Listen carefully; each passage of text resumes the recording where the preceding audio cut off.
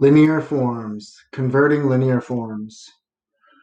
Remember that there are three main forms of linear equations: slope, intercept, point slope, and standard.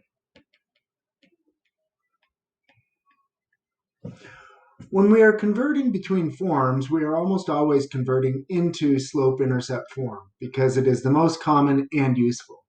While we must know how to convert from the other two forms into slope-intercept, we must also be able to convert from any linear equation, not in one of the special forms. So, we're going to go through 6 examples here. The first two are converting from point-slope form into slope-intercept. The second two are from standard form into slope-intercept. And the last two are from non-regular forms. So in example 1, in all of these, we're converting to y equals mx plus b form. So let me just write that here. Y equals mx plus b. This is slope-intercept form of the equation is what we're going for. So we need to get the y by itself, isolate the y. So we're going to distribute the negative 2. We get y plus 4 equals negative 2x plus 6. Now we need to add 4 to both sides. Oops, that's not an add 4. We need to subtract 4. The inverse operation of addition is subtraction. So we get y equals negative 2x plus 2. In example 2, it's the same thing. We have to distribute that slope into the parentheses. So we get y minus 1 is equal to negative 2/5 x.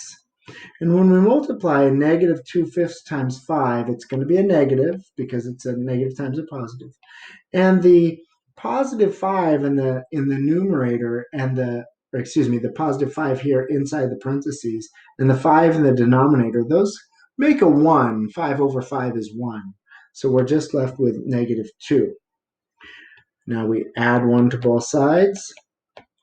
And when we do that, we get y is equal to negative 2/5 x minus 1. Those are converting from point-slope form into slope-intercept form. Example 3, converting from standard form into slope-intercept form.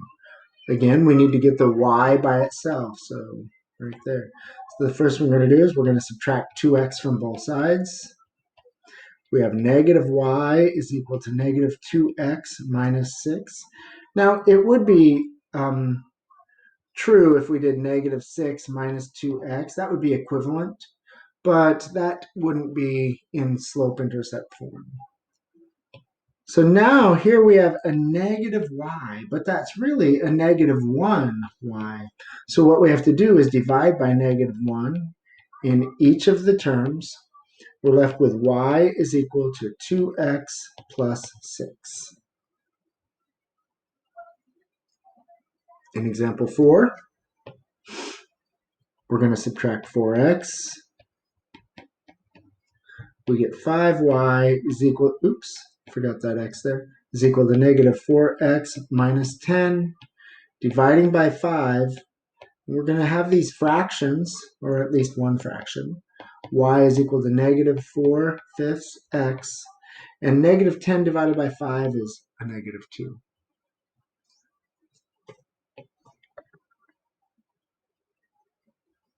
Number 5, we need to get it into y equals mx plus b form. So I'm going to move this. I'm going to subtract 4y from both sides to get that y on one side. So I have a negative 4y is equal to, and here I'm going to switch the order of these two because I'm going to need to do that anyways.